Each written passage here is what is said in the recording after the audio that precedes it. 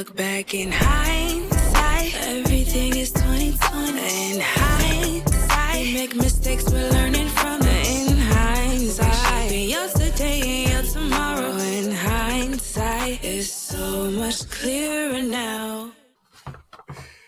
Hey, welcome to Hindsight the Podcast. I'm your host, Lee Jones, and today I have Jeff Barnes, a former U.S. Navy nuclear power plant operator, Navy diver, and risk management director. Jeff is a business growth expert, advisor, and management consultant who helps businesses develop systems for exponential growth. He sits on the board of startup companies, runs a venture fund, and is the executive director of a veteran-focused nonprofit.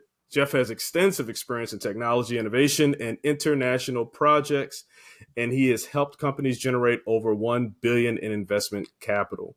He's also an MBA graduate from the University of Washington, a mentor to young professionals, and a dedicated family man. Welcome to the show, Jeff. How you doing? I'm doing great, Lee. Thanks so much for having me here. I appreciate it. Oh, I appreciate you coming on, fellow veteran on here doing big things. So I appreciate you coming on. Where are you calling in from? So I'm up in the Seattle, Washington area. Okay. How's the weather up there? Cold, miserable, rainy, that time of year. Yeah, it's perfect. It's perfect baseball season for us. I always get that response when I ask. I love to ask people who are in Seattle, how's the weather? Yeah. When I was in the Army a few years ago, I did have a unit that was out in Joint Base, whatever it is now, right? And I remember going, and I guess I used to always go during a good time of the years because it felt so amazing. The air was nice. You got Mount Rainier in the background, just looking amazing. So I always had a good time there in Seattle. So yeah, it's one of when it's between 70 and 85 degrees, most beautiful place on earth as far as I'm concerned. And even in the wintertime, if you get down, below 30 degrees and it's not raining and it's sunny, it's still beautiful. But everything in between, it's just like you kind of slog through it. All right, so this is Hindsight the Podcast, and I like to go back a little bit, but when I started reading off your bio here, your introduction, and I started seeing things like nuclear power plant operator, Navy diver, and risk management director, like those things are, I guess they all risk management, nuclear power plant operator. How did you get into the nuclear space, and how was that for you in the Navy? I got into it because I was bored and I didn't know what I wanted to do. To be quite honest, it sounded cool, right? When you're in high school, you have no idea what you want to do. You have all these. This one contingent of kids that all want to go to college. They've been brainwashed. That's what they got to do, right? Right. Then you got this other group that's like, I'm not going to college no matter what. I'd rather just go work and start making money. And then I was like right in the middle. I was like, I don't really know what I want to do. I have zero clue. All I know is I don't want to go into debt for college. The only thing I wanted to do up until I was about 16, 17 years old was play baseball. I ruined my arm in high school as a result of football and baseball. And so that was off the table now. And all I knew is I did not want to be an auto mechanic working in the town that I lived in Western Colorado at that point on the Western Slope.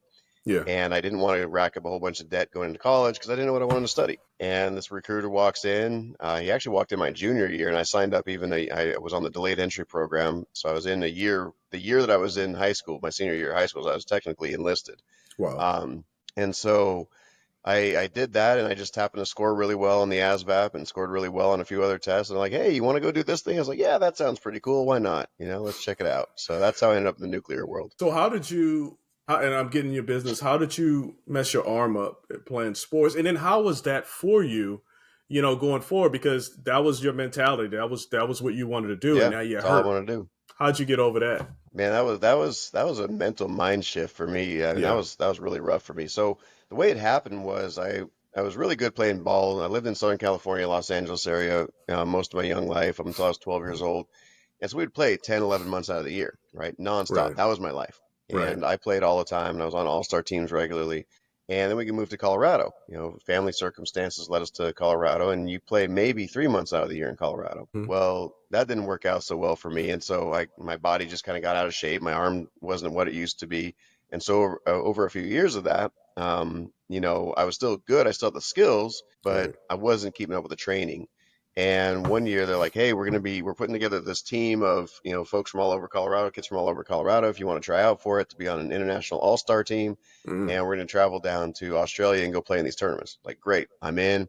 I made the team. I got to go. But in Colorado, the seasons are opposites, right? So I was Right. actually pitching and catching and playing ball in 6 inches of snow in Colorado, preparing for a summertime tournament in Sydney, Australia. And so when I went down there, we had a few things that happened. A couple kids ended up getting cut off the team. Mm. We all of a sudden didn't have a catcher anymore. I was a pitcher, and then we didn't have a catcher. I was like, well, I'll fill in for catcher. I've done that too. Right. And lo and behold, I became the only catcher on the team. And we were practicing nonstop. And one of the days when it was like 30 degrees and snowing, I was throwing ball outside, and I just felt my arm just kind of snap. Something Mm. happened. Yeah. And the ball went about 5 feet. And it was like, Mm. what happened there? And I got it back, and I was like, okay, it's working, but it feels a little funny. Right. But, I was 16 years old, or 15 years old. I didn't think much of it. And during the tournament, we had 9 games in 3 days. And by the third day, as playing catcher, I could barely get the ball back to the pitcher. Like, people were stealing every base on me. They just knew they could practically walk, right? Because I couldn't make the throw. Right. And I was like, okay, I go talk to the doctor after that whole thing. They're like, yeah, you probably strained it. You might have a tear. You need to rest. Mm-hmm. All right. So I didn't play ball all spring, which kind of sucked. And then I was like, okay, summertime come around, I'll play some ball. And I ended up hurting it again. And then fall comes around and football comes in. The very first day we put our pads on, I go up, I'm a cornerback. I go up to try and tackle our, just do a, tackling drill with our all-state running back. And my arm just dislocated right out of its socket and just ripped everything. Wow. So I ended up having to go through surgery. I had torn my rotator cuff on the top and the bottom, and my bicep tendon was barely hanging on. So they had to put screws and all that sort of stuff in there, tighten it all up, clean it up. It was a nightmare. Yeah. Most painful thing I've ever gone through in my entire life, to be quite honest. Wow. That's hard. So how long after that did you realize sports was not the thing in the recruiter coming to your school? So that happened I went through the surgery in like November, December of 98. So I was 16 years old. Mm-hmm. And, baseball was going to start back up in February, March. And so I was like, all right, I'm going to be ready for this. I'm going to be ready to play ball again. And so I was doing my rehab, and it never was. So my senior year, when I realized, and I can still vividly picture the moment that I realized I was probably never going to play ball again. Yeah. I was playing center field. So I couldn't play third base anymore because I couldn't make a good throw across the diamond. I couldn't pitch anymore. I just didn't have the control or the speed and the strength anymore. And I obviously didn't do enough rehab or do the right kind of rehab or let it rest long enough. Mm-hmm. And I'm out there in center field, and this guy hits a ball over my head. And instead of letting him try and get an in-the-park home run, I just try and launch this thing as hard as I can to get it to third base. And instead of it going straight, any ball player who's ever messed up like this, who has any sort of self-appreciation, respect for their game, they'll know what I mean when I say I threw a rainbow that was bringing water down from the skies, man. It was so ugly. Yeah. And it was so bad that when somebody makes a bad play, you get really upset with them. Like, oh man, I can't believe you kick it. It was so bad, everybody started laughing. They didn't know. My teammates are like, "What in the hell?" Because they'd played with me for the last 6 years. They knew I was good, but they were like, "Okay, this is a joke." I get into the dugout, and one of our coaches, Arnie, with his big old handlebar mustache, comes up to me. He's laughing hysterically. He's got a big old chaw on his lip. Yeah. And he's just like, "Man, I don't think you're cut out to play ball anymore, kid. I don't know what that rainbow was." And so it was just one of those devastating moments, and I knew it because my arm, nothing felt the same anymore. Now, if I wish I would have known then what I know now, because I probably could have gotten back into it with the right rehab and the right training regimen. But I was, thought I was 16. I thought I was indestructible, right? Yeah. So yeah, it was kind of miserable. Wow. All right. So now you've gone in, you've taken the ASVAB, you scored amazingly, you picked your, what did you call it, job rating, MOS? What do they call it in the Navy? They chose it for me, but yeah, it's an MOS. Oh, an MOS. Remember I told you I wanted to go into the Navy, so I wasn't going to be a mechanic. I was actually really good as a mechanic. I'd done a couple tournaments and won that, and I worked at an auto shop, and my dad had taught me a whole bunch of stuff. Mm-hmm. But I didn't want to be a mechanic my entire life. Okay. So I go in the Navy. They tell me all about this nuclear power program. You can work on the nuclear power plant. You can be an electronics technician. You can be an electrician. Mm-hmm. And by the way, you can also be a mechanic. I'm like, well, anything besides that. Right. And I think they just threw a dartboard. They're like, you're going to be a mechanic. Yeah. And so I was a mechanic. I was a nuclear trained mechanic, but I was still a mechanic in the Navy. So I left Carbondale, Colorado, so I didn't have to be a mechanic. And lo and behold, got to be a mechanic again. So you move in now. You're progressing through. I'm just trying to, understand, because it's pretty. I don't know how to swim, right? Somehow or another, I was able to manage all of the survival things that you have to do in the Army, right, when you go in the water. But we're not usually in the water. So when I see Navy diver, power play, all these things, I'm intrigued. So you go from being did you already know how to swim? Oh yeah. Okay, Yeah. so you already knew how to swim. What led you to becoming a Navy diver? Oh man. Well, when I first realized I was going to go into the Navy, Yeah.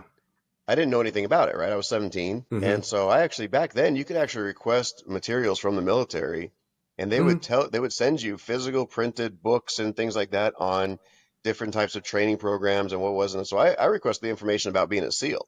Oh, Because wow. at that point, Okay. I think the movie Seals with Charlie Sheen had come out. And I was like, oh, this looks so cool. I want to do that. I want to be that badass kind of guy, right?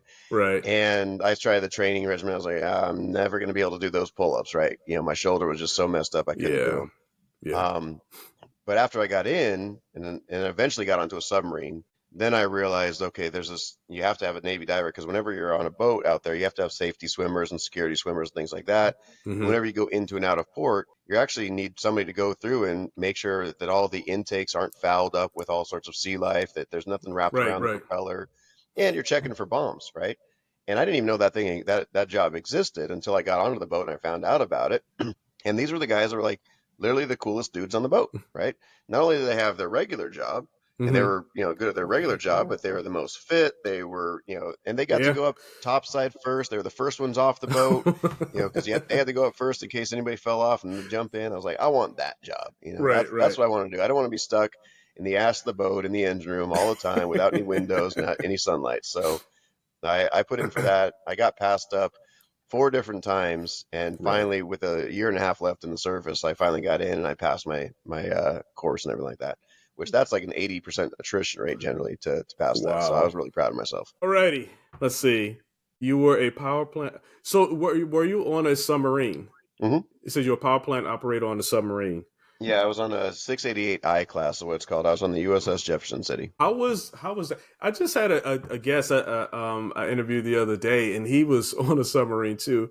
And I'm always amazed at that, because you see the stories, and it's always a war story when it talks about submarines, right? And it's always somebody dropping the little bombs and hold on, whatever, right? How is it on just a normal day-to-day for you? Was it kind of nerve-wracking, or was it cool, or how did you feel about that experience? So the very first time I got to the boat was March of 2002. Yeah.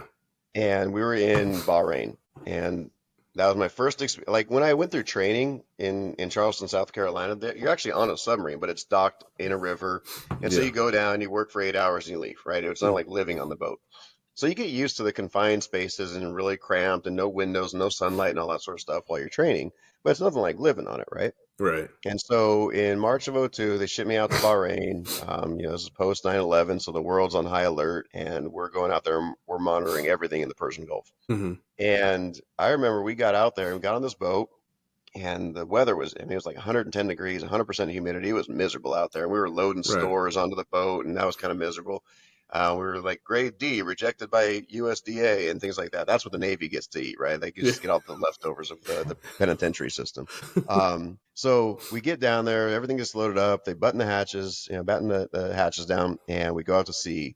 And at first, everything's just fine. You're just kind of like rocking back and forth. But again, you can't see anything more than like 10, 15 feet away from you, because everything's really cramped, right? And so you just feel the sensations. Then the very first time you dive, you hear the alarms. They say dive, dive, dive, and the boat starts going on this downward angle. And you can feel the downward angle. I'm sitting there trying to be really cool because everybody else around me is, senior, and I'm like, all right, going down, we're going underneath. This is kind of cool. And then you hear the hull creaking under the pressure, right? So you can actually hear the ship getting compressed by the ocean. And after a while, you're like, okay, nothing's leaking, nothing's broken, we're good here. And I'm kind of holding on. I'm sitting in the galley, so I'm holding on to the table there, just making sure that I'm not like falling forward as we're going down. And then all of a sudden we level out, and you realize you're a few hundred feet under the water. You're like, oh, okay. And that was the only time that I was ever a little bit nervous going under the water. The first time. Yeah, the very first time. After that, it was just, that was life, right? The only other time I would say, and I don't think I was really nervous, but I had to test, later on in my career when I was a senior guy and I was a QA guy, I had to test the hatches to make sure they weren't going to leak when we went underwater. And so I was in what they call the escape trunk, So there's a lower hatch and upper hatch. The upper hatch is exposed to the ocean. Right. The lower hatch is exposed to the boat. And so I had to stand between those two while they were shut. We went down to test depth just to make sure no water was going to come in. So it was my job to make sure that, it didn't leak out and we didn't get flooded because they did some changes on the hatch itself. Wow. So. I tell you what, it sounds exciting, but I'd leave that to the Navy guys. You want to know what the funny thing is, man? What's that? I got in the Navy, and of course, one of the very first things they do in boot camp within the first couple of weeks is, you got to do swim tests. I was amazed at how many people joined the Navy that had never swam before in their entire life. Okay, you don't know how to swim, but you got to do a swim test. Mm-hmm. So, I mean, obviously, you try to survive, right? So, you got to do something. Mm-hmm. Like how, and you don't have to get in detail. Looking at the people who do not know how to swim, how was that to see? How was that to watch? Was it like tragic? Oh man, it was hilarious. Oh, it was funny. It was hilarious. You had people from all different walks of life, every color. You had, Asian guys, you had guys from the South, you had all these different dudes and all different shapes and sizes, right? Right. But the funny thing was most of the time the people that couldn't swim were some of the best looking, most fit dudes. Yeah. And they couldn't swim. And you're like, what is it? Like, yeah, I ran track and field. I played football. I was in basket, whatever it was. And they just sank to the bottom, right? And they were always terrified to get in the water. Some of these guys are like, these Southern boys are like, man, we had gators down there. I wouldn't get in any water down there. But yeah, it's just kind of funny to watch because you have these grown men really that don't know how to do this, and they look like they should be in the YMCA in the 6-month-old camp, right? Yeah. But the military has its way of training everybody and everything, and so eventually, by the time they got done with it, they were able to swim well enough to pass the test. That's awesome. So, this is hindsight. So I like to really find choices, right? Major choices in your life's trajectory or your career's trajectory and how you dealt with those choices. And so the question is, can you share a challenging experience from your career and how you overcame that challenge? Well, I'd say, we kind of already talked about my shoulder and my arm, right. but and that plagued me for a long time, right? Yeah. But I wanted to be a diver. I mean, originally I wanted to be a SEAL, but I definitely wanted to be a diver because a diver is like 1 or 2 rungs below a SEAL, right? The SEAL dropouts end up becoming divers. Okay. And I wanted to do that so bad. So I dedicated myself to training and getting good at this. And I was a lot smaller back then, leaner and whatnot. Mm-hmm. And, you had to run 5 miles a day. You had to be able to do, 60 push-ups, 60 sit-ups, 6 pull-ups, all within a few minutes of each other, right? And you had to run the 1.5 miles in a certain period of time. And so I trained for all that. Then you have to be able to go underwater. And the thing that they don't tell you about, I mean, they tell you about it, but you can't understand it until you see it or until it happens to you, right? Is that what they're trying to do is they're going to try and put you under extreme duress while you're underwater, while you're on scuba tanks, and see how you react. Right. It's more a mental thing than it is a physical thing. Right. And so I had to train for that. And you don't really know how to train for the mental stuff, but mental toughness comes as a result of doing other more difficult things along the way. Right. And so luckily I was able to do that and I had overcome that. But when they had passed me over literally 4 times and they said, sorry, you're not going, you're never going to make it, you're never going to pass. Like I was just told over and over again, you're not going to succeed at this. I'm sorry. You're too small, you're too scrawny, you can't do enough pull-ups. I don't even think you can swim fast enough to pass the test. Yeah. And so I just trained and I was like, I'm going to prove you MFers wrong, dude. I'm not going to get out of the Navy without that pin on my chest. Right. Because I'd already succeeded in everything else I'd done, but this one, and I also been told I wasn't allowed to do certain things because of my rank or whatever. Right. I got passed over for officer because they lost paperwork. Like, oh, you're young enough, you can do it again. And that happened 3 times. It was like stuff like that. I was like, you know what? But this one I'm going for. Right. And so I became that squeaky wheel. I was not going to let them say no to me over and over again without me doing this. Right. And after 4 other guys that I'd been passed over for failed, all of a sudden we're in a situation. You have to have a minimum number of divers on board a submarine before you go. They're like, Barnes, you're our last chance. We'll give you a shot at this. If you fail, there's no one else on the boat that even wants to or could do it. So we're going to have to bring somebody in from another boat, and that's just going to look bad on us. You better pass. And lo and behold, I did. The only thing that almost got me kicked out was my attitude. But, as far as all the other stuff, I did just fine. And I loved it, right? It was actually one of my most enjoyable 5 weeks in my military career because they push you physically, they push you mentally, but I love the ocean. I love swimming. I love doing all that stuff. So got a chance to go through what we call pool week. And we call them shark hits. And you're on the bottom of the pool, 12 you've got all your gear on, and these guys come down, they rip your mask off, they rip your fins off, they rip your air out, they tie your regulator up in a knot, they turn the air off. So you're Uh-huh. underwater with nothing on, and you have a lung full, hopefully lungs full of compressed air, which means if you shoot to the surface, you can suffer an embolism and die. Oh So that my was the gosh. one thing you're not allowed to do. You are not allowed to shoot to the surface. If you do that, you're instantly disqualified, right? There's Right. no second chance for that. Right. And that we did that over and over and over again for an entire week. Yeah. And honestly, it was a blast, right? It might sound terrifying and scary to a lot of people, but by that point, the mental toughness was there, and we're like, yeah, no, it's fun. It's a good time. Hey, so what inspired you to become a risk management consultant, and how did you help your clients? So let's talk about your business first, and then what led you to become a risk management consultant? Yeah, so when you're in the military in general, but Yeah. definitely when you're on a submarine, and even more so when you work with nuclear power, and then again when you're a scuba diver, Hmm. you are constantly looking for potential threats, always, right? Right. Right. And I don't know what you did in the army, but you're always, when you're in the military, you are trained Yeah. to look for the unexpected, Yeah. look for something that could go wrong and prevent it from happening, right? Yeah. That's just one of the core tenets of a lot of military training, is that you need to be able to predict what could potentially go wrong and prevent it from happening. And so risk management is the same thing.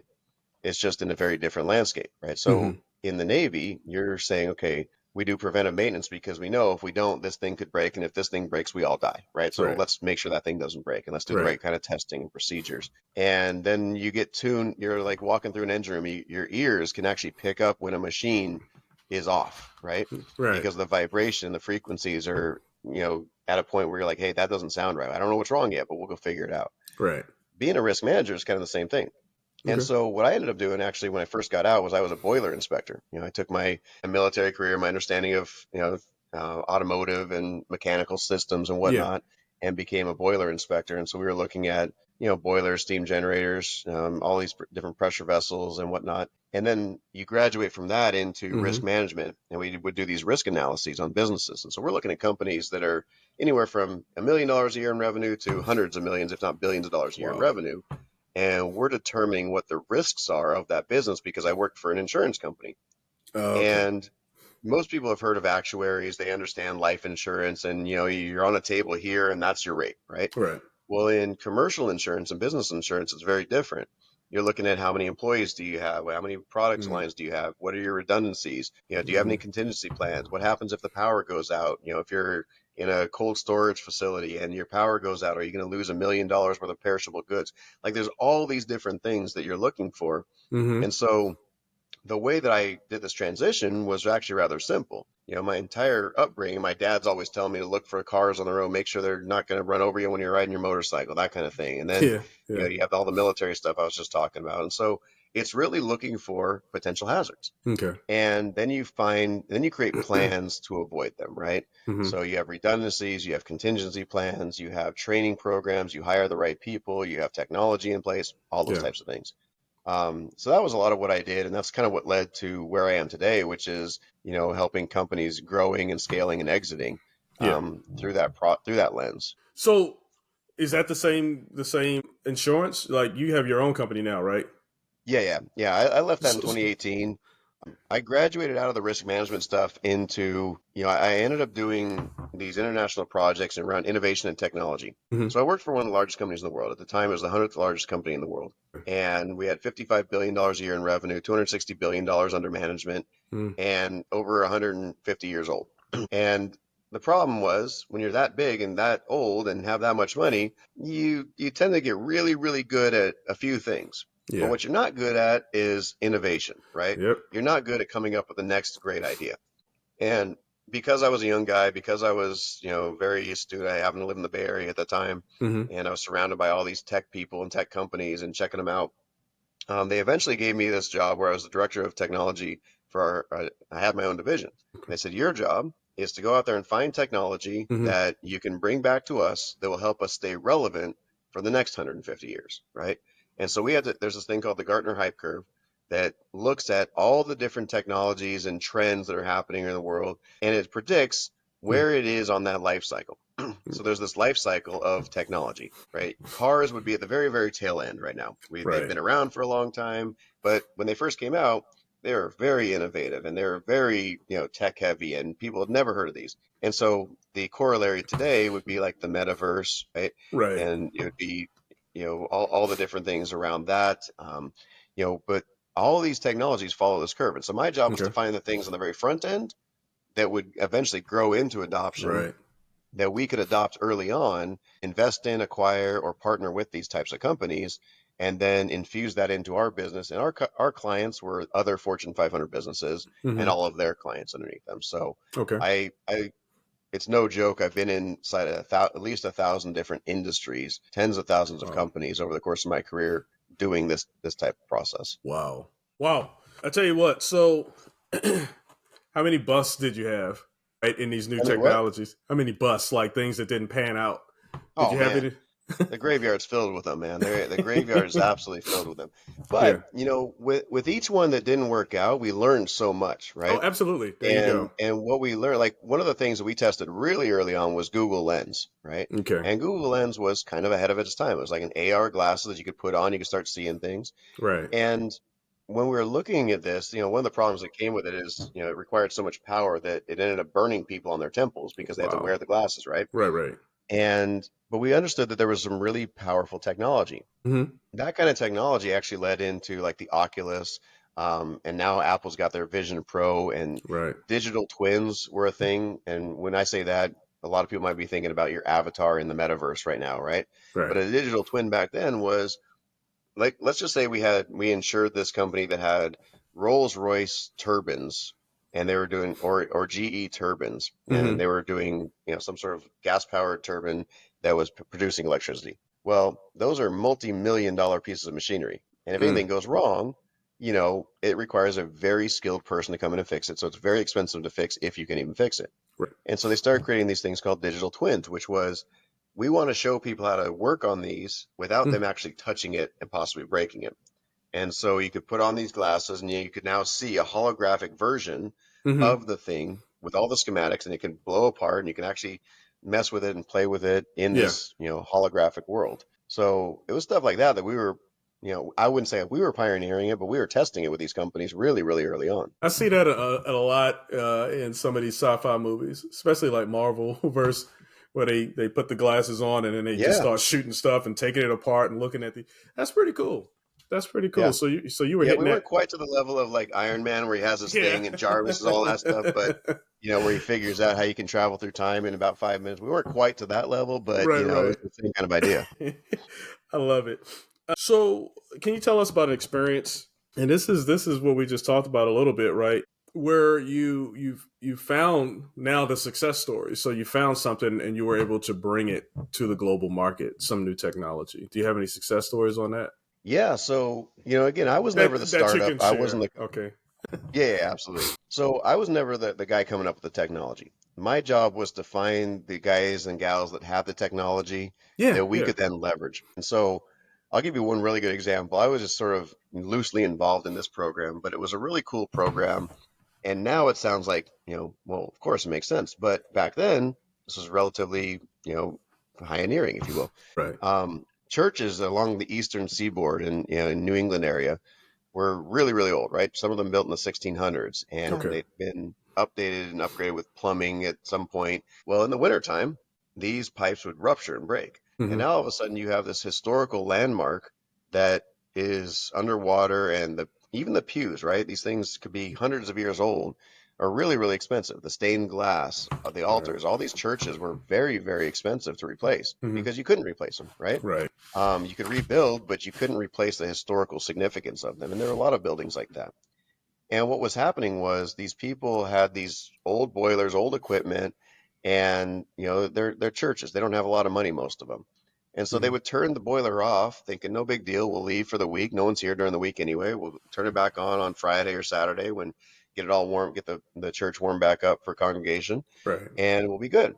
Well, problem is those pipes would rupture, and those pipes, because if you had a deep freeze, and all of a sudden the pipes all freeze, it breaks, and then when it thaws out and they turn the boiler back on, it's gushing water everywhere, and you don't want that, right? And so I was like, well, what's the solution? Well, the easy solution is just leave the boiler on all the time. Yeah. Well, they couldn't afford that. It's like, Okay. no, we're not doing that. So, okay, well, if you can't leave the boiler on all the time, you can't keep the water circulating in the pipes, let's do something else where we make sure that if it's ever going to freeze, we get notified. Okay. So at the time, the Internet of Things, IoT, was still relatively new. And we said, all right, what if we take these sensors and we put these sensors on the pipes, and once it starts getting cold enough, that lets us know, hey, by the way, you should probably go turn this on. And that worked moderately well. But then you need to have this whole infrastructure of technology to make those things happen. Then we said, all right, well, we actually ended up buying a company called Relayer. I don't know what we bought it for, but in tens of millions. And that was an IoT, essentially a dashboard. Okay. And so we were able to now tie all this stuff into a dashboard. Then we started tying in NOAA, National Oceanic and Atmospheric Administration technology. We would tie that into this dashboard. And now we could predict, based off of all this information, which facilities possibly had a risk of failure before it ever occurred, right? Going back to risk management. And so now we could proactively let somebody know, hey, you need to make sure your boiler's on this week because it's going to get below freezing and you don't want to have this problem.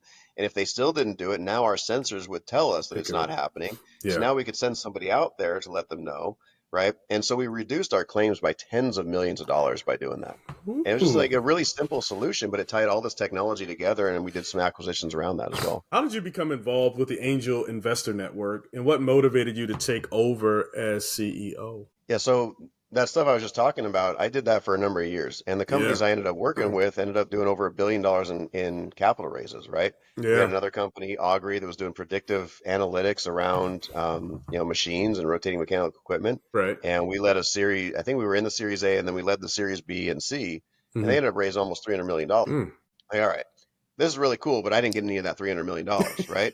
And instead, I'm working my butt off, and I'm traveling all over the place, and I was putting my marriage in jeopardy, and I wasn't seeing my kids, and I was like, all right, this isn't for me anymore. I can't keep doing this. So I met with my current partner, Greg, at a business conference. I was telling him what I do and what I want to do and all this sort of stuff, and I want to go raise money for companies and buy companies, install technology, do the same thing I was doing, but do it for me and a group of investors. Say, oh yeah, we could totally do that. It's like, great. So I spent a few months working with him as a side hustle just to see if it was going to work out. All right, this is it. He goes, hey, listen, why don't you take over the company? Because I'm going to go work on this other startup over here. If you can help me with it, it'd be great. But you go ahead and buy me out. All right. So we did that.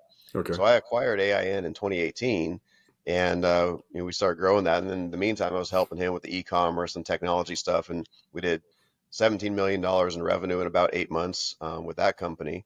And the irony of all of this was I left my cushy 6-figure salary with all the benefits in October of 18 because my then wife at the time and I had a functional medicine chiropractic business that was going to be able to pay the bills while I pursued other things. And about a month later, we decided to get a divorce. So now I was kind of back in the startup mode myself. Yeah. And we raised capital for AIN. We did a few events. We started raising some money for our other companies. I started investing in different companies and getting equity in others, and that's what we've been doing for the last several years. All right, you unpacked a lot in that. And what I want to go to now is your balance, right? So you're married now, right? You talked about your then wife, and you probably learned a lot of lessons. So I don't know, military. I know I was mentally in the military, right? So you don't give a lot of time at home. Then you come out of the military. And you're still off, right? When did you realize? Did you realize when you got a divorce that maybe I'm not balancing this enough? Or was it, just during relationship, but you couldn't really stop? You didn't see how to balance those two things, the career and the relationship? It's a great question, and it's a hard one to answer, right? Yeah, because I know. when I look at balance, you do have to balance your personal and your work life. But when you're entrepreneurial, there's the balance is, am I at least enjoying what I'm doing at the time that I'm doing it, and do people around me enjoy the amount of time they get with me? Right. But when you're an entrepreneur, when you are really focused on a big vision, there are sacrifices that are going to be made, right? And this is why most people will never be entrepreneurial. Right. They might want to initially, but then they realize it takes a major toll on their relationships of all kinds, right? With their family, with their loved ones, with their children. It doesn't really matter. And some people are not willing to give that up. Yeah. And nor should they, right? Right. Because at the end of the day, family is what matters, and having those relationships is kind of what gives us meaning in life. A lot of people. Right. So the way I balance it is, is the thing that I'm doing, is it worthy of my time? Is it making a difference in a way that I feel is necessary and important? And are the people who support me actually going to support me in this endeavor? Right. When people stop supporting you, that's when you have to really realize, okay, maybe this is not the right path for me. Right. Right. And then you have to figure out, okay, do I want to focus on the relationship and make sure that those people support me or they're with me? Mm-hmm. Or and some people will have this answer, which is the thing that I'm working toward more important than that? Right. And I will argue that some of the biggest names in entrepreneurship, it was that, Yeah. right? Yeah. And the reason they succeeded was because the partner that they had was along for the ride, right? Right. And that's such a vital determining factor Mm-hmm. in somebody's long-term success. I don't care if you're an entrepreneur or not. Right. If you have a partner in life and that partner is not along for the ride, that's what happened to me in my first relationship. Right. She and I drifted, right? Mm-hmm. And Mm-hmm. she did not want the same things I wanted. And as a result, it's like, okay, well, I still want to do this thing. Are you going to come along? And so we tried to make it work. And then it's like, okay, well, doing this thing is not working out. Let me come back. And by then the relationship was over, right? Got you. So, it's one of those things that we really have to be mindful of. Mm-hmm. And I would say that anybody's success in life, they say behind every successful man is a really strong woman, right? And Right. I'd say that the same is true for women and men. Mm-hmm. If you don't have a strong partner who's going to support you, then who are you going to talk to when all the employees are gone, all the staff, all the Yeah. vendors, everybody else? Right. Who are you going to talk to help you keep your dreams alive? Yeah. And I think that's what a lot of people miss out on. So the balance for me is, do you at least have somebody along for the ride that you trust, you love, you want to, be there with, and they want to be there with you? Yeah. And then if you do that properly, then I think you can make a lot of things happen. What did you like best? Your Navy career, your risk management consulting, or your angel investment, your AIN? What you're doing now? Yeah.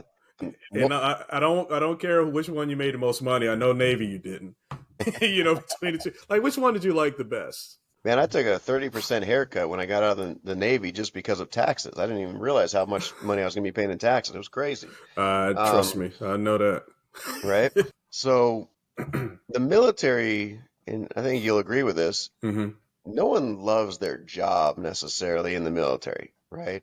There are parts of it you can really enjoy, but most Right. of it is just, it's a grind. It's not fun. You're waking up, you're getting yelled at. The little thing that happens, you're in trouble for. Right. You're always walking on eggshells. You got somebody above you that's a moron that you got to report to and make him look good or her look good, even though she or he isn't. Right. So, but what you do have in the military is the brotherhood, the sisterhood, right? Mm-hmm. You have people that have got your back. They will commiserate with you. They'll drink with you. They will, whatever. They're your ride or die people. Yeah. And you cannot have, I think the only other place outside the military you could ever really find that is maybe in professional sports. Maybe college sports, right? Yeah. Because same thing, you're in the trenches, you are going through it. Yeah. But you miss that, right? And so I can go back and I can look at all the crappy things I did. I'm like, no, I definitely don't miss cleaning bilges or, when the sanitary tank would blow inboard instead of outboard. Like, we don't miss that at all. Right. But I do miss the people. And so those are still my best friends for life. In the corporate world, what I learned, and it took me a long time to learn this lesson, is that even though they move really, really slow and people are not very innovative and they are just very good at doing the thing they're doing, the one thing they are is they're very professional, right? Yeah. And so I took that professionalism for granted at the time. Okay. And for me, it was just like, man, you guys are just really slow thinkers. Why does it take you so long to make any decision at all? And it's because they have this long-term thought process, right? Right. Especially the higher up you go in an organization. The CEO is generally thinking 20, 30, 40 years in the future. Right. And they're hopefully just saying, okay, we got to do this to get this done here, but this is where we're going, right? And, they say that, people that are the highest in the political world are thinking 100 years in the future, and the CEOs are thinking decades in the future. And then most deck plate level employees are thinking, what's for dinner tonight, right? Right. And so you learn to appreciate that level of professionalism. But I Hmm. got so bored with how slow everything moved. Then you transition over to the entrepreneurial world and me working with a lot of startups, and it kind of blends a lot of this, right? Right. When you're a startup, you are in the trenches, you are getting stuff done, you're innovative, you're moving fast, and you're thinking. But what drives me nuts about a lot of startups and early stage companies is they can't really think past their nose, right? Yeah. They can't think about how the decision they're making today could have really negative ramifications down the road, right? A really simple one is I'm just going to bring this person on as a partner, and I've made this mistake. I'm just going to bring this person on as a partner because they can fog a mirror and they're here, right? Yeah. And it's things like that you don't want to do. So I can Right. say that I really enjoy what I do right now. I Okay. love the stability of the corporate world and I love the brotherhood of the military, but I haven't found all of those in one place yet. Right. That's a great answer. That's a great answer. A lot of people ask me, "Hey, do you miss the military?" What you just said is an excellent answer, because typically I'll just say, "Nope, I'm good. Like, I did my time, and now I'm on to the next chapter." Right. But there are things that you do appreciate about the military, and you can bring some of that over. For me, when I Yeah. transition out, I did 26 years. So when I transitioned from the military to civilian, I was a little nervous. I didn't know how the civilian side of things would work. Right. I'm used to this structure. Very proceduralized. Yeah. You know what I'm Very saying? structured. And I'm used to, just how it is. Not everyone has your back, right? But everyone has their responsibilities and their roles, and you can, inherently by your rank, by your MOS, what someone else is supposed to be doing, right? And Hmm. generally, when the crap hits the fan, you all work together, and you can depend on them, whether you like them or not. Yeah. They know their job, and you can depend on them. So in the civilian world, I was a little nervous about it, and thankfully, I did land in a spot that I really felt the same way. Not necessarily the camaraderie, some, but not necessarily the camaraderie. But everyone was focused in the same direction, right? Everyone is looking towards a success. What success was defined. You know what I mean? And everyone was kind of work. So the point is, I kind of like it out here better, because to your point, like, I was a supply. You asked me what my Hmm. job was earlier. I was supply, and I was always I was always assigned, except for once or twice, to like combat units. Hmm. So when I first came in as combat engineers, then I went to an MP unit, then I went to light infantry, then light infantry, and then light infantry, right? And then I ended up retiring. I did signal and some other stuff, and then I ended up doing transportation, which was cake. That's how Right. I ended up in California, over at Camp Pendleton of all places, being Army, right at a Marine base. The whole thing, it was good because it mentally it strengthened me mentally in a lot of things. The jobs were easy, and I mean, anybody can figure it out. Yours a little different. You're doing nuclear stuff, right? A little more Mhm. challenging, right? But the jobs that you do, anybody can figure out. You just need to be mentally strong. You talked about that a little earlier as well. But I absolutely love your answer, because I miss a lot of the people, the camaraderie, the things that go through together, the suck that you go through, right? And Yeah. how you lift each other up. You don't always have that. You don't have that, in normal situations in the regular world. So thank you for sharing it, and making me out. Now I answer my question differently when I'm asked, "Do you miss the military?" Yeah, I miss the people, or I miss the moments, right? But ultimately, Yeah. I'm done. My body it took its toll. Yeah. There's only so much abuse you can take, right? Yeah, Well, and I want to add on to what you just said, right? yeah. Go ahead. I wrote my book, how we structure, optimize, for success as submariners, all hands on deck, based off of what Mhm. you had just kind of said, which was, you get out of the military, which is so structured, and there's a procedure for the procedure for the procedure, right? Right, right. And everybody knows it, and like you said, the guy to your right, the guy to your left, these guys and gals have been trained the way you have, so you know that even if you don't like them, they have a certain level of competence that you can rely on, right? Hmm. I get out, my first job is doing boiler inspections. And, you know, a boiler, for anybody who doesn't know, is a really big heater that has fire going through it and creates a lot of steam and a lot of pressure. So think of your iron when you press the little steam button and some steam comes out. Well, you can use these boilers for all sorts of different things, right? All sorts of different manufacturing facilities and processing plants and whatnot. And we'd have to inspect these things. And I'm at this one facility in the Bay Area in California. I'll never forget this. Say multi-million-dollar like soybean manufacturing facility. They take soy and they turn it into all sorts of products, right? And they have equipment for days. And the owner is the guy, this Asian dude. He's the guy that's going to come in here and help me do my inspection. So make sure the boiler's shut down, ready to go, and all that sort of stuff. And I've done this 1,000 times, but apparently he's never done it because he's trying to take this hot boiler with a whole bunch of steam and open it up while it's still under pressure, which Oh my luckily Lord. you can't do that for the most part. But if he did, he would have died, right? Yeah. And I'm just looking at this. I'm like, this facility we insure. I can look in the sheet and I can say, okay, we insure this facility for at least $5 million. This place is worth at least $5 million, right? Not to Mm-hmm. mention the amount of product they put out every single day. Yet he still doesn't know how to do the most basic thing when it comes to the equipment that makes him money. Right. And I just remember looking at this, and he was not the only incidents. There was so many times I'm like, how in the world do most of these businesses survive? They don't have a procedure for anything, Yeah. right? So it really makes you appreciate the military mindset from that standpoint. Absolutely. I appreciate that. Can you tell me about your work with the Veteran Council on C-Suite and the Veteran Focused Nonprofit and how you're helping veterans transition into the business world? Yeah, so with C-Suite, we were doing this thing called the Veterans Council, which was ideally meant to help a number of veterans coming out get into the private sector, right? And Mm-hmm. understanding, okay, what does it look like when you start working in the private sector? How do you get the support you need? How do you find the jobs you need? Because, you probably experienced this. Mm-hmm. Well, it's great. You've been in for 26 years, but I don't know anything about what you did. So you're obviously not qualified for this job, right? And it's so heartbreaking. And luckily, Google a number of years ago tried to take MOSs and turn them into what the jobs would be, and so that civilians could be like, oh, okay, you know how to do this thing with Excel. Okay, cool, Right. right? It still doesn't really scratch the surface of what we're capable of, right? Because Mm-hmm. Mm-hmm. skills can be trained, but attitude and motivation and abilities are, something else, right? Yeah. Like just showing up to work every day on time and Yeah. getting the job done that you've been asked to do. Like there's really a lot of value in that. Mm-hmm. And right now I'm actually working with another buddy at an organization called ATL Vets, which is advancing the line for veterans. And my whole focus with veterans is that, when you get out, let's assume that you don't have massive PTSD and need to go and get care for the rest of your life because you've been through some really nasty stuff, right?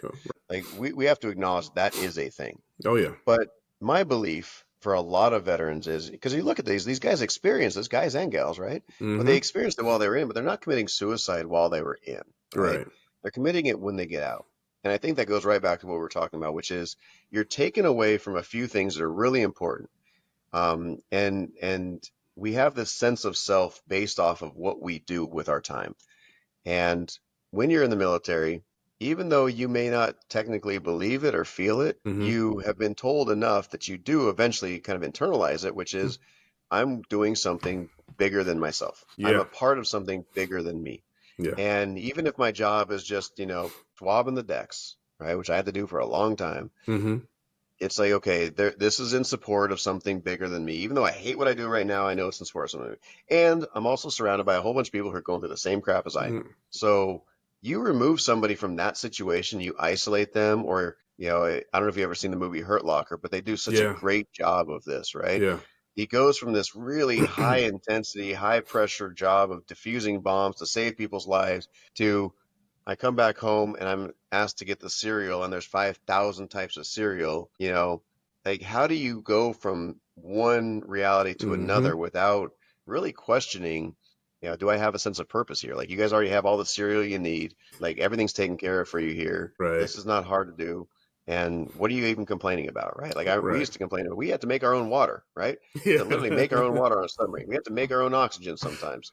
And people complain about traffic, right? I know. Um, and so my thought process in helping veterans is that you help them with the community first and foremost. Hmm. If you can help them with that community and keep that camaraderie and that brotherhood, that sisterhood together in a way, Hmm. then they're less likely to go down that path. And Nice. I think that business is a great way to do that because if you get in with the right business or if you start the right business and what we're transitioning a lot more to is buying the right business and then infusing your skills into it, Mm-hmm. it's great. So we're actually working on a fund to do just that. We buy businesses, we hire and train veterans, put the veterans in there, and then eventually sell the business to the veterans. Wow. One of the things that people comment about me is that you're really calm. You don't get excited about the stuff. And I'm like, You know, I mean, I've seen different things probably than you have, and I don't know your experiences, right? Because just because I went to the military doesn't mean you know, that I've seen more extreme things than you've seen here, right?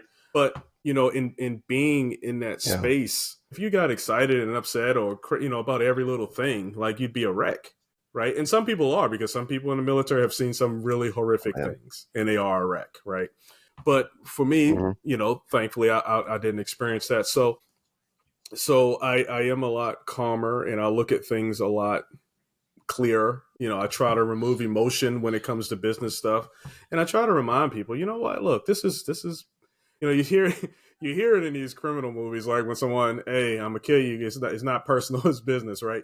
But realistically, you know, when you're in business, it is business. Like I still like you, right? But I'm Mm-hmm. just not going to go with your idea, and this is why, Right. right? So I definitely appreciate just trying to convey that. Right? That's something that I'll tell you, man. Yeah, Corporations missed the boat on that one, yeah, right? They don't understand that. I have a leadership MBA. I've gone through leadership training and yeah, of all different types. I've gone through all these different things. And by the time I was doing the stuff in the corporate world, they're like, yeah, you're passing this stuff with flying colors. The only thing you really suck at is this interpersonal sensitivity. I'm like, well, that's because your feelings don't really impact how the business grows, in my opinion. yeah. But, you know, that be that as it may, they still want you to have that. So for me, it was, you know, same thing you said, right? Mhm. How can you be a good leader if you get excited, upset, frustrated, stressed out about every little thing that goes wrong? Because things are going to go wrong every day, right? Instead, it's like, okay, yeah, that happened. How do we prevent it from happening in the future, and how do we fix it right now, right? And so many people I deal with this with employees. They get hung up on it, and Yeah, they cannot move forward.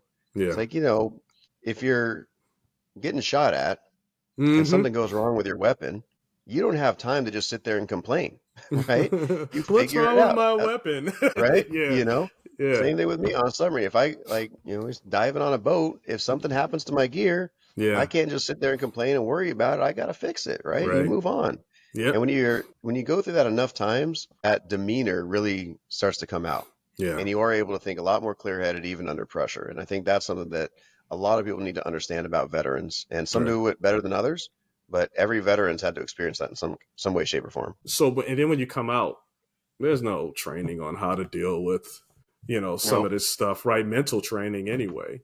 But you already have a lot of soldiers, a lot of Navy and airmen and, you know, seamen, I guess it's for you all, that have that in them. They've been trained for years on Yep. how to deal with this, and we're ready. Like, okay, we're ready. Let's put me in, coach. This is what I've been training for all my life. I didn't get to do it in the Navy, but I'm here for you in this business thing, right? And we have a calmness about us. Not all the time, right? But I can speak for myself, and I can probably speak Yeah. for you. You seem like a very calm individual. Yeah. So, Once you go through tragedy and crisis, and it's crisis management and crisis response and all that, and it slows all this down. other stuff is just like really chill, really Yeah, simple, right? absolutely. So, all right, I asked a few questions, and I don't know if I tapped in on everything or anything that you wanted to talk about. It was what I wanted to know about. But Jeff, is it anything we didn't touch on that you'd like to share with the listeners? Oh man, we can go into story after story I and tell know, stuff I because you know know. people love hearing that stuff, right? They love hearing not just you know the tragedy, the funny things, and all that sort of stuff, but they're gonna have to come to an event to hear some more of that stuff. But Right, right. you know, it's all about those lessons we can learn, right? And everybody I think can take those. There's lessons that we learn along the way, Yeah, and people are doing a disservice whether they're in the military or not if they're not taking those lessons and applying them to their own personal growth in the future and helping use that to further their career and their success, right? right. So, you know, I don't think we have a lot more that we need to go into at this point, Lee. You know, I really appreciated our time here. I'm hoping we get a chance to meet face to face and have a drink together at some point, man. We're on the same side of the country, so it shouldn't be Let's too make it hard. happen. Yep. Yeah, yeah, absolutely. Hey, and how if someone wanted to reach out to you and get some input, how can they reach out or find a little bit more about you? How could they get that info? Yeah. Best place is jeffbarnes.ceo. There you go. Yep. jeffbarnes.ceo. I like that. Yep. I'm not a Easy to CEO. remember, short and sweet. All right, Jeff. Hey, I appreciate you coming on the show and sharing some of your insight. It's been a blast, right? I love talking to veterans. All right, but anyway, thank you for coming on the show, and I really appreciate it. And maybe we can come on to a live thing, and hopefully we can meet in person and definitely do something live and maybe have a panel discussion if that's sounds something. great, man. Okay, I like it. Absolutely. All right. Thank you. I'll talk to you soon. Thanks, Lee. I appreciate it, man.